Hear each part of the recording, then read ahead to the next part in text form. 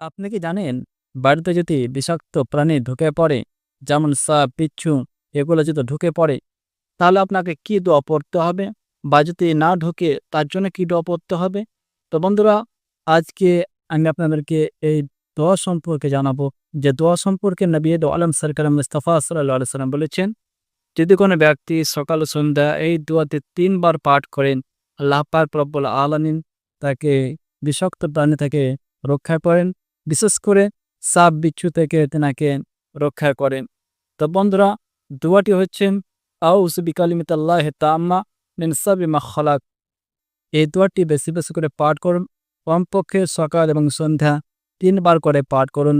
আল্লাহ পাক রব্বুল আলামিন আপনাকে বিষাক্ত প্রাণী থেকে হেফাজত করবেন। তো বন্ধুরা, যদি আপনার কোনো প্রশ্ন থাকেন কমেন্টে লিখে পাঠান। ইনশাআল্লাহ আমি আপনার উত্তর দিয়ে পাঠাবো।